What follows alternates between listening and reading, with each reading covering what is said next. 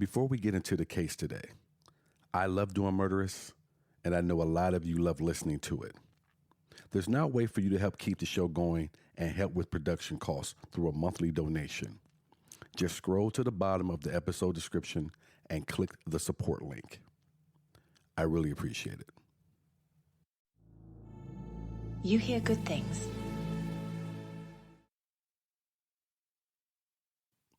Night sits heavy on the prison walls. Heat, concrete, metal. Then, a flicker. A cough in the electrical grid, and the lights go out. Mexico City, December 1969. A black wave rolls down the cell block. Steel doors rattle. Guards shout. Boots slam against concrete, running blind.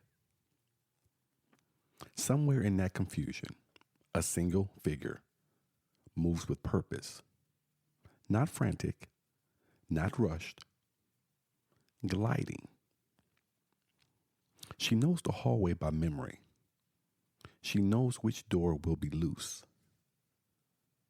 She knows how long it will take before emergency lights flicker to life. She knows no one will say her name out loud until she is already gone. No one sees her face. They don't have to. They know who's missing before the alarms catch up. La Pistolera. The woman who smiled on the witness stand. The wife with bodies behind her. The American who kept slipping through fingers like smoke. 5 years earlier, Missouri couldn't hold her. Tonight, Mexico couldn't either. An empty corridor, a gate swinging on its hinges, a perfumed thread of air where a prisoner used to be. I'm Sidney Smith, and this is Murderous Podcast. This week's Murderous is Sharon Kinne in Part 3, Trials, Mistrials, and Mexico.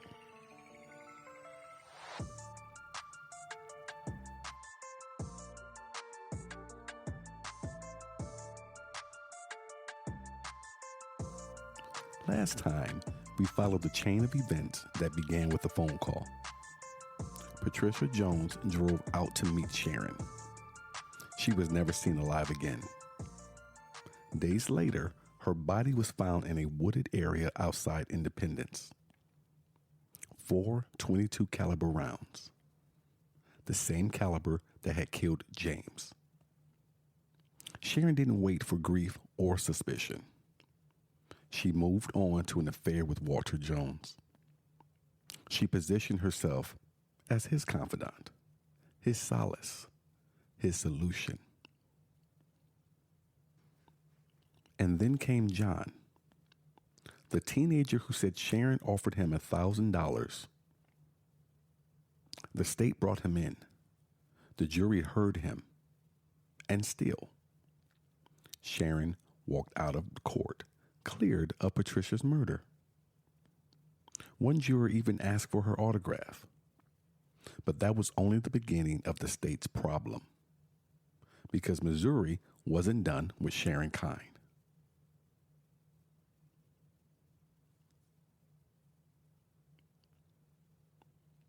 January 1962, Independence, Missouri. Winter had settled in with the kind of dull weight, the kind that turns breath into mist the moment it leaves your mouth. On the courthouse steps, people stamped their feet for warmth and cradled paper cups of weak coffee. Reporters huddled close, scarves wound high, pens ready. They weren't just here for the verdict, they were here for her. Inside, the courtroom carried that mixture of tension and routine that only long trials produce. The air was warm and still. wood polish to a shine. Every cough seemed too loud. The charge was read again for the record, though everyone already knew it by heart. First-degree murder. The state claimed that the death of her husband, James, was not an accident, not misfortune, not grief. They said it was deliberate. The state said Sharon wanted freedom and money and the shape of a different life, one without the man whose name she had taken. But that was only the frame. The real story played out in looks, in pauses, in how the room responded to her presence. Sharon sat at the defense table dressed simply, not drab, not flashy. A dark skirt, a neat blouse, hair smoothed back and pinned carefully. She did not slouch. She did not fidget. She did not allow herself the easy emotional tales that other people spill without thinking. She was composed, completely composed. The type of composure that makes people look twice because they're not sure what's missing. The prosecution began with what they knew would land. Motive. Money, they said. Control. The insurance payout filed with startling speed. The empty box of ammunition in her home. The same caliber used to kill James. But evidence can feel cold, procedural. The jury watched Sharon more than they listened to the attorneys. People always did. Then came the witness. John Bodizes. 17, a little unsure of himself. The kind of young man who still seemed surprised to find himself in the middle of other people's tragedies. He told the court that Sharon had offered him $1,000 to kill her husband. He didn't embellish. He didn't dramatize. He didn't seem like he could, even if he wanted to. He told it plainly. She said she wanted James gone. She said it like it was only practical. And something shifted in the room right then. Not a gasp, not a shock. Just a quiet, subtle change in how the jurors sat. They leaned back instead of forward, arms folded, eyes narrowed, but not harshly, with curiosity. Because if Sharon could say something like that so casually, what else could she say casually? The defense came for him hard. They said he was confused, impressionable, hungry to feel important. They described him as a boy swept into adult affairs he never understood. And then, with practiced gentleness, the defense turned the room's attention back to Sharon. They did not paint her as angelic. They did not pretend she had been faithful or steady or kind. No, they leaned into her flaws and tried to make them familiar. A woman who wanted more out of life? A woman who felt trapped? A woman who made poor choices and got tangled in the consequences? They argued that being flawed is not the same as being capable of murder. And through all of this, testimony, accusation, argument, interpretation, Sharon remained still. Not stiff, not frozen, just quiet, present, watching the room as the room watched her. Like a mirror with a pulse. Reporters noted her posture, the way she met the prosecutor's eyes without challenge, the way she listened intently to John, as though his version of events was simply one more story in a world full of them.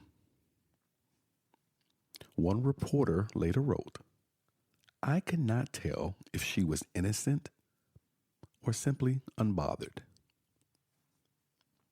That's the kind of presence she had. One that pulled projection out of people like gravity. Everyone in that room believed they understood her, and none of them understood the same thing. Days passed, arguments closed. The courtroom filled again for the verdict. The jurors filed in. They did not look at Sharon. That was the first sign. People rarely look at the person they're about to condemn. The foreman spoke. Guilty. The sentence followed. Life in prison. There was a brief, soft sound in the room.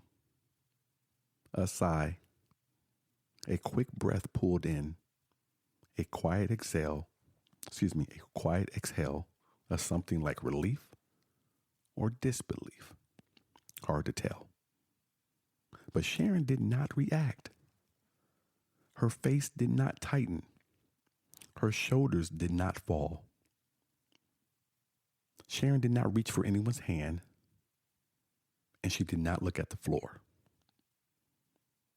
Sharon just sat there, very still, her eyes steady and unflinching.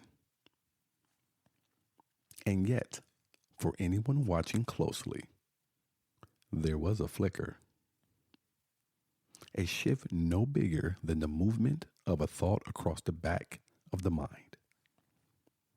A small, thin smile. Barely there. Not joy, not defiance. Recognition. As if she already understood something the rest of the room did not. The law had closed a hand around her. But she did not look trapped. She looked like someone who had already begun to consider the way out. The verdict was meant to be the ending, the resolution, the moral alignment of justice and consequence. Instead, it was only the beginning of the state's problem. Because Sharon wasn't done. And Missouri was about to learn just how difficult it is to hold on to someone who never truly lets themselves be held.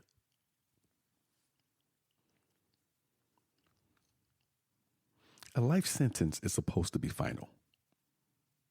The kind of final that quiets the press, closes the file, and lets a community move on. But nothing around Sharon ever stayed still for long. In the spring of 1963, a year after the guilty verdict, her defense team filed an appeal. Not on innocence, not on new evidence. They filed it on procedure. They argued that the jury had been selected improperly, that the strike process used to shape the panel did not meet state requirements. A technical point, a single hinge in a courtroom full of doors. Most appeals like this fail. They die quietly in stacks of paper and legal language. but this one didn't. The Missouri Supreme Court reviewed the record. They looked at the numbers, the process, the way the jury had been narrowed, and they overturned the conviction. Not because the court believed she was innocent, not because they doubted the evidence, not because the witness John had seemed unsure, or the insurance paperwork had been fast, or the questions of that admonition needed more clarity. Not because of any of those things. Just because the structure of selecting a jury did not align with the law. It was officially a mistake. A small one. A footnote. But a mistake nonetheless. And in Sharon's story, it was oxygen. She was brought back to independence to stand trial again. Not as a condemned woman awaiting the future, but as someone returned to the board for another run of the game. The second trial began in early 1964. And the courthouse felt different this time. People had had a year to think, to argue, to pick sides. Some were convinced that the first jury had been right. Others believed she had been railroaded by public suspicion. But the room itself seemed split, like a pane of glass with a hairline fracture running through it. The state tried the case again. The ammunition, the insurance, the affair, the offer to John. The defense countered. Again, same language, same posture, same insistence that flawed does not equal lethal. But something small and human pulled the whole thing apart. A juror conflict. Something said. Something heard. Something that crossed the line behind closed doors. The judge declared a mistrial. And suddenly, the life sentence that had once seemed final was now just a note in a longer song. The state tried again. A third trial. Same courtroom, same charge, same woman at the defense table, still composed, still unreadable. But this time, the jury couldn't agree. Not guilty, not innocent. They deadlocked. A room full of people staring at the same evidence and seeing different things. It wasn't just the facts or the gun. It wasn't the insurance. It was her. Sharon had become something more than a defendant, more than a wife, more than a suspect. She had become a screen. People projected onto her whatever fit the version of the world they believed in. Some saw a dangerous woman with a charm as sharp as a blade. Some saw a mother cornered and judged by a town that loved scandal more than truth. Some saw a practiced mask that didn't slip because there was nothing underneath. And some simply couldn't decide. When the hung jury was announced, Sharon did not celebrate. She did not break.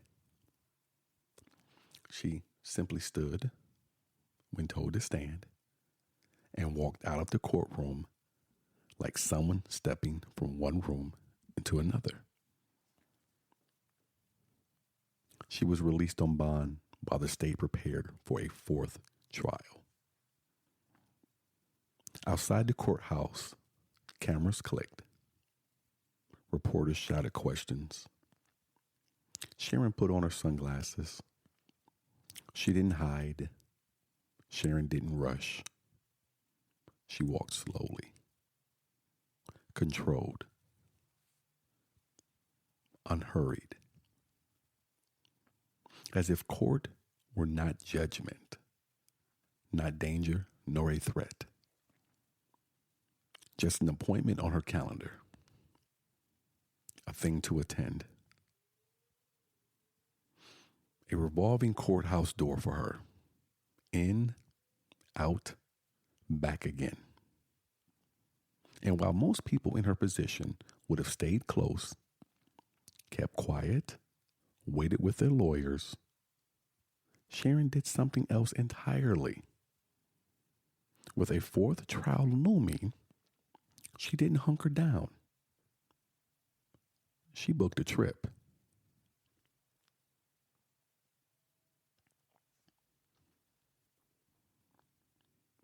Leaving Missouri did not feel like flight so much as relief. The way stale air lifts when a window is finally open. She didn't sprint for the border. She drifted toward it, choosing a path where recognition thinned and names mattered less. Beside her was Francis. Frank to the people who knew him well enough to shorten things. He was older in the way men get older when disappointments outnumber their remedies. A man with the shape of hope still visible under the dents. He wasn't dazzled by her exactly.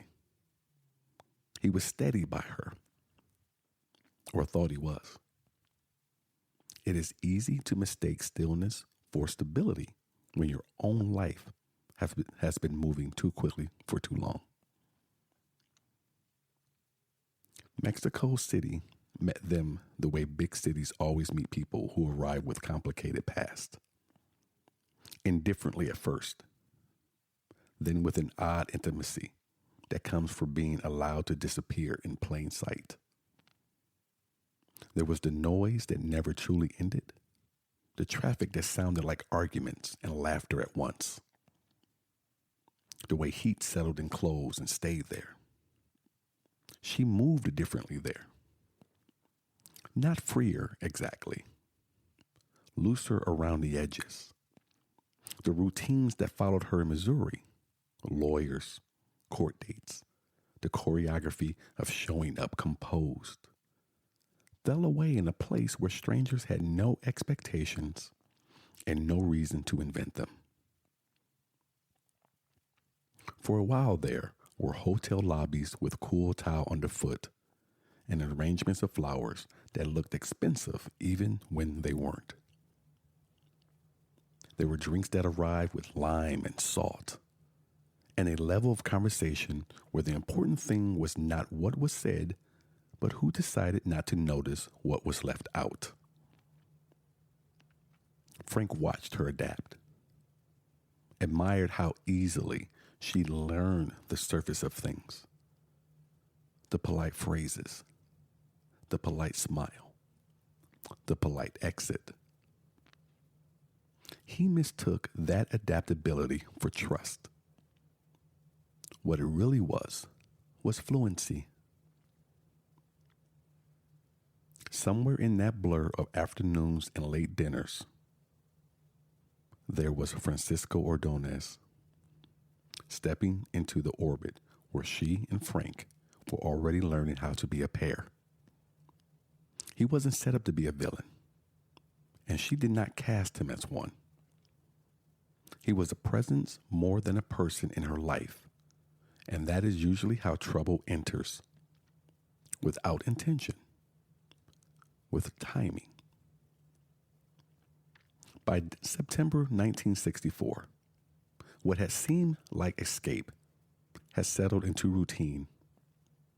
A hotel that wasn't grand, but was comfortable enough. A room cooled poorly by a ceiling fan that did what it could.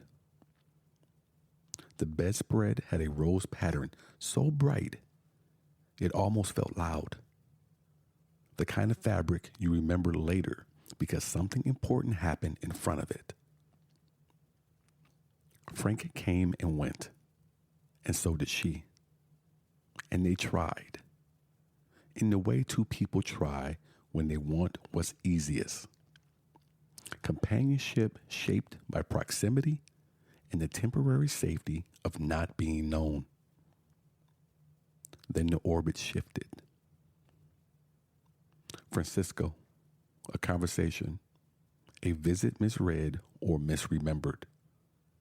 The details blur depending on whose account you allow to set the frame. What remains constant is what the records can hold. Shots were fired inside that room. Francisco died on the floor. The hotel clerk who came when he shouldn't have was wounded. And Sharon walked out alive and upright, saying the words she had said before in other rooms where death had occurred near her. Self-defense. It came easily to her. Not because it was rehearsed, though it was, but because it fit the shape of how she presented herself when danger needed an explanation. She did not wail or flail or fill the room with tears. She made herself small and precise, calm to the point of provoking disbelief in some and sympathy in others. That lack of visible fear had helped her in Missouri. In Mexico, it did not move the people she needed it to move. There is a difference between a culture that admires composure and a courtroom that distrusted. The detectives who met her story with straight faces were not charmed by the stillness. They did not treat it as grace under pressure. They treated it as distance and an emotional absence that made them suspicious of her version before she finished telling it. They collected statements, and they collected her. And in the transition from hotel to station to cell, something about her seemed to grow quieter rather than louder. She did not protest that change. A person can learn to wear silence like a uniform. The trial that followed was not like trials she had experienced back in the U.S. It was warmer, for one thing. Heat layered over formality. The sweat that gathers at the back of the neck in a room where the windows are open and still nothing moves except the air a paper fan can coax. The gallery filled with the slow rustle of people who had already made up their minds and people who had not yet decided how to read her. In that space, her stillness didn't matter as much. The prosecutors spoke in cadences that rose when her name was said and held steady when the facts were recited. The shot, the body, the clerk, the claim. Frank had to account for himself, too. And the way he spoke, plainly, occasionally uncertain, protective without knowing how to be persuasive, did not save her and was not meant to. It simply offered another angle, which is not the same as a different truth. She kept the same posture we have seen before, that same arrangement of body and face that gives nothing away. If anything, this suddenly made that composure more pronounced, like ink darkening on hot paper. The court did not lean toward her when she spoke. It measured her. And every answer she gave was weighed against a pattern that had begun to look more like coincidence. A husband dead by 22. Another woman dead by the same caliber. And now a man in a hotel room very far from the neighborhood where the first tragedy had been explained away by the generosity of someone's imagination. The verdict came back without the theater that accompanies big American pronouncements. It did not need a flourish. Guilty. 10 years in prison. Later, raised to 13. Those numbers laid themselves down in front of her like a road she would now be required to walk. The headlines, when they came, did what headlines do. They searched for a name that could hold the story in a single phrase. La Pistolera. It had rhythm, which is the first requirement for a label that will live. It had a shape, a woman, a gun, a decision made in an instant that looked from the outside like the continuation of a habit. Prison at Iztapalapa does not offer subtlety. Concrete, routine. The kind of heat that turns sleep into something you have to negotiate with rather than fall into. Days are counted in chores and calls and the segments of time you can control, which are few. But even inside a system meant to erase individuality, people remain themselves. She did not become loud. She did not become broken. She became, if anything, more deliberate. Prisons generate alliances the way hothouses generate growth. Quickly. Sometimes with thorns. She navigated that with the same economy of motion she used everywhere else. If she asked for something, she asked softly. If she made an enemy, she made them believe it was temporary. From the outside, it is tempting to compress this period into a single sentence. Trial, conviction, incarceration. Because the bones of the story can be assembled so cleanly. But that skips over the way meaning accumulates when time slows down.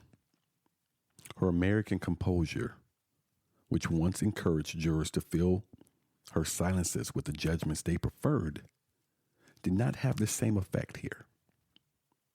It does not matter whether we believe the detectives were right to read her calm as calculation or wrong to call it code. What matters is that the room believed one thing when another might have helped her, and she could not or would not adjust. A mirror is useful when people want to see themselves. It is dangerous when people want to see you. Even so, she left an impression on the Mexican court that the file cannot hold. Is there in the way the witnesses described her voice. Careful, measured, almost gentle, as if the right phrasing could change the shape of what had already happened. Is there in the description of the room, which is both too much detail for a legal record and exactly the right amount for a memory. Benches polished by years of patience. A judge's expression that did not change when the sentence was spoken. The slow, private choreography of a woman standing when told to and walking when told to walk. And lodged in the middle of all of it, like a pen in a map, the hotel room endured. If you strip the argument down to the things that could be photographed, you get an image that feels simple until you look long enough for it to grow complicated again. The bedspread covered in roses, a pattern so bright it doesn't ask permission. A brass key on the floor at an angle that suggests rush, not tidiness. And under the chair, by the window, almost swallowed by a shadow, a single earring that does not announce itself unless someone bends close and decides the small thing matters. That earring does not prove anything. Neither does the bedspread or the key. They do not reconcile the accounts or replace the testimony or smooth the roughness where the memory refuses to agree with itself. They only tell us what the room looked like after the moment had passed, which is sometimes more honest than what people say about the moment while it is still happening. Rooms do not lie. They only persist. From that room to that courtroom to that sentence, she was renamed and resorted by a country that did not share the patience of her previous juries. La Pistolera wasn't just a headline. It was a conclusion, a silhouette drawn in bolder lines than she had allowed others to sketch around her before. The title stuck because it made a kind of cultural sense. Direct. Uninterested in the grace that a carefully arranged face can sometimes purchase. What followed is the part of the story we think we already know because we've seen it begin. Years, a routine, the slow education of someone who learns the paths guards favor, and the doors that stick, and the sounds the building makes when it is at rest. But before we allow the escape to take over the chapter, as it will, we should leave this segment where it belongs, in the lingering details that outlive the testimony. A bedspread of roses, a key where a hand dropped it, an earring on the floor, small enough to miss if you aren't the sort of person who notices. Mexico did not buy the self-defense she offered. The court raised its voice when heard state level. The sentence lengthened when the story would not. And the woman who had once been hard to hold in Missouri learned, in a different language and a different heat, that there are rooms where silence makes you larger and rooms where silence makes you a suspect. She kept her quiet anyway. If you built a life inside the space where other people project themselves onto you, it's difficult to trade it for anything louder. She had time to consider what time means. She had time to see the map of the building the way a person sees the shape of a familiar argument. She had time to understand that every system, legal, human, architectural, contains a seam. And while the court gave her a new name and the prison gave her new routines, she kept the most important thing the same: the refusal to be read by people who quoted their own reflections back to themselves and called it understanding. What happens next begins with a power failure and a corridor. But for now, we end with the room that made that future possible. A room that is still, in some archive, captured by a photograph, where the most telling thing is not the body on the floor, but the pattern on the bed, and the metal glinting near the door, and the small curve of metal under the chair. The echo image is not the gunshot. It is the after. It is the arrangement of ordinary objects that turn into a map when you know how to read them.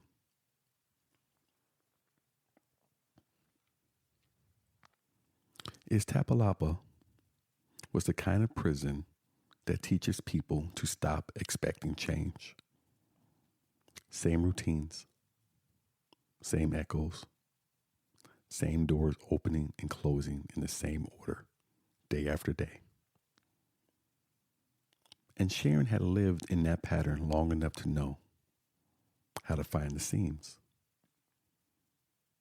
Not because she studied them the way a thief studies a vault, but because routine reveals itself to anyone patient enough to stop resisting it. She learned the sound of the guard who dragged his right foot slightly. She learned how long it took for metal gates to settle back into stillness after they closed. She learned which corridors were watched and which only felt that way. She did not rush to apply that knowledge. She stored it, like a person keeping a hand on a thread in the dark. There were rumors, then and now, about help. Former Secret Service contacts, a guard who owed someone something, a key that changed pockets quietly. None of those details were ever proven. What is known is this. One night in December 1969, the power failed. Not a flicker, not a dim. An abrupt, total blackout. The kind that resets a heartbeat before a thought can form.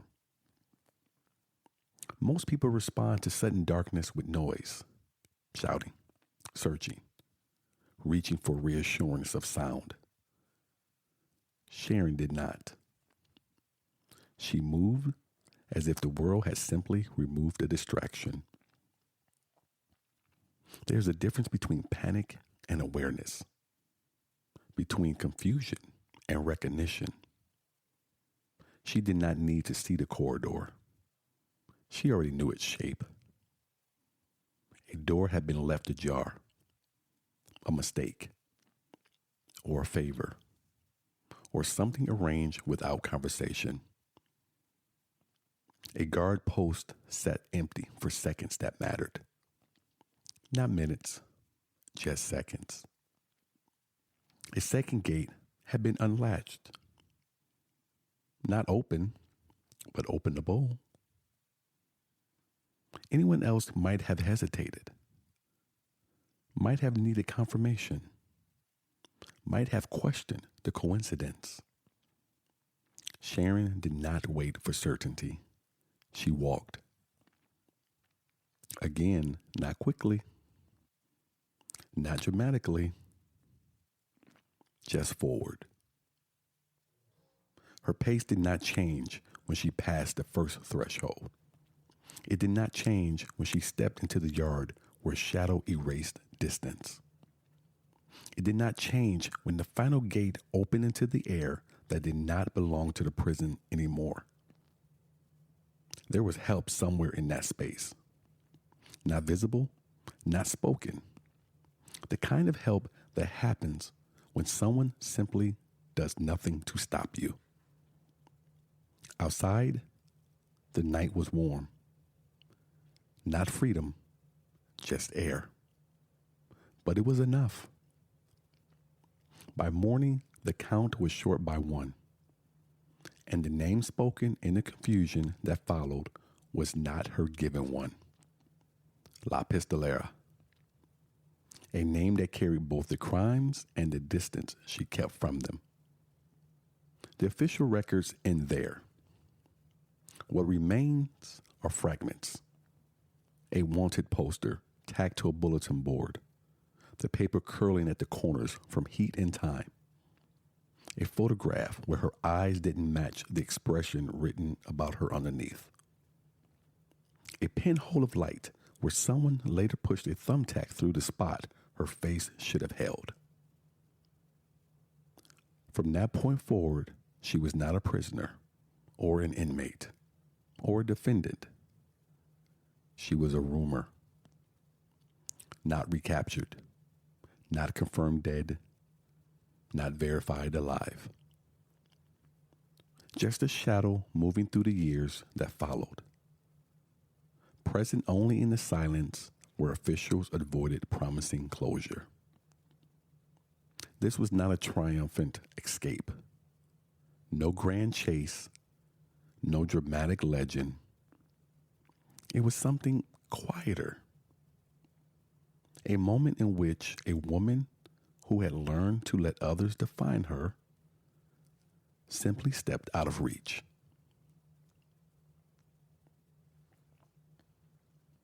If the story had ended here, it would already be unbelievable.